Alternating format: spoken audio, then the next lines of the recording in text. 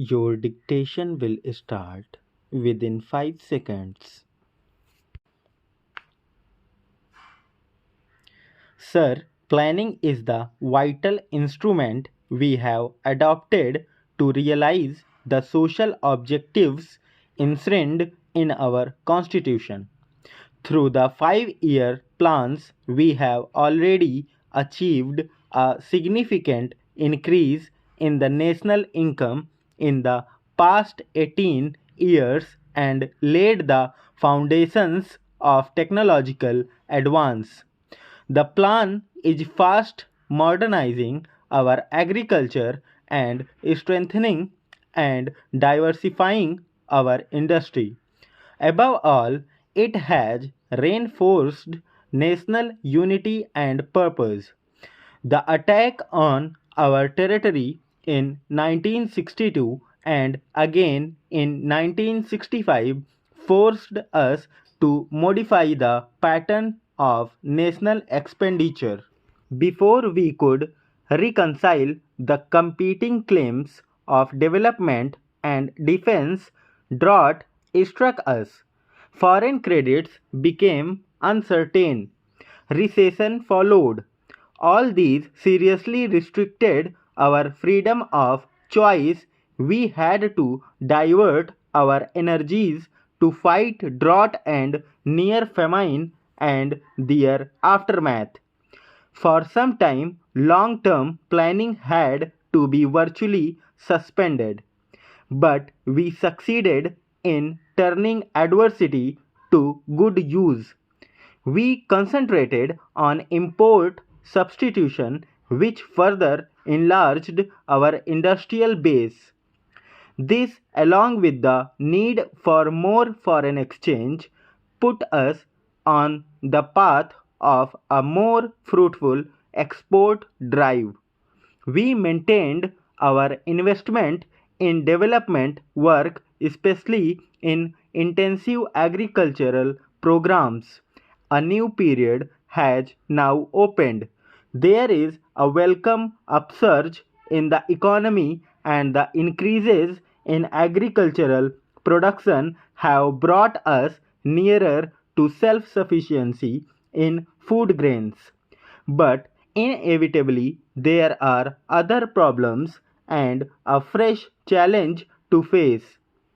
Rural disparities have increased, partly owing to the very efforts we have made to move rapidly towards self sufficiency in food, and partly owing to a certain slowness in the matter of implementing the land reforms. Although the industrial recession has been curbed, new industries are not coming up fast enough, and unemployment, especially of technically trained persons, continues to be acute.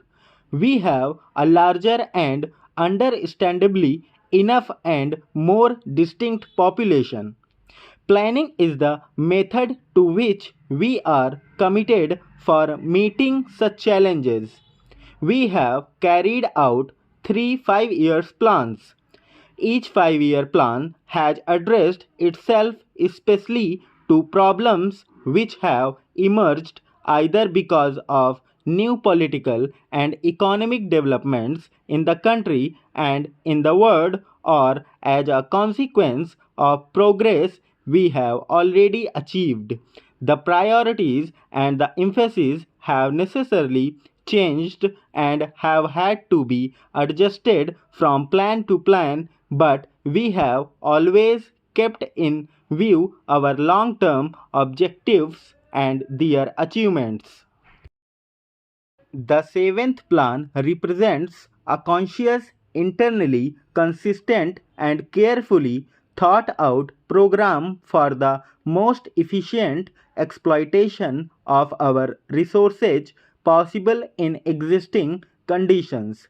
The basic aim is to raise the standard of living of the people, especially of the less privileged sections of society. Our planning should result not only in an integrated process of increased production but rational distribution of the added wealth. The overriding inspiration must be a burning sense of social justice.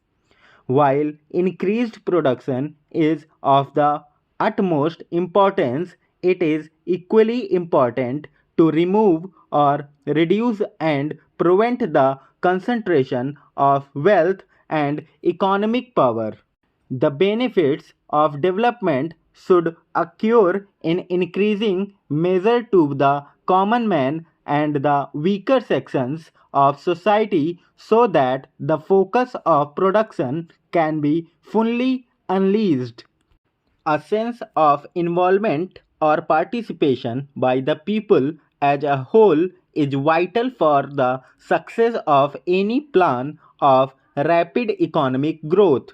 This can only be evoked by securing social justice, by reducing disparities of income and wealth, and by redressing regional imbalances.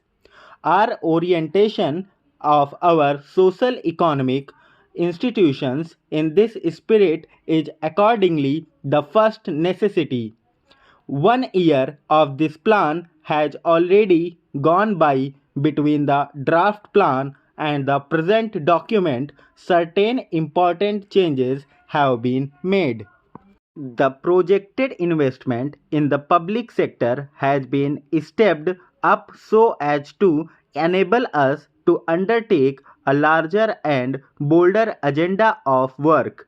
New schemes have been added to help the small farmer throughout the country, especially in the unirrigated areas. The emphasis is squarely on areas that have hitherto suffered from neglect of transport and housing problems in urban regions will receive more attention. A small but significant beginning is also being made with special programs for children. The seventh plan thus provided a necessary corrective to the earlier trend, which helped particularly the stronger sections in agriculture as well as in industry to enable them rapidly to enlarge and diversify the production base. In the long run, the full potential of growth cannot be realized unless the energies of all our people are put to profitable use. The emphasis on spreading the impetus and benefits of economic growth to the weaker sections is thus necessary in the interest of equality as well as growth. The plan will now assist the less prosperous sections of our farming population to improve their position and make a yet bigger contribution to the national economy.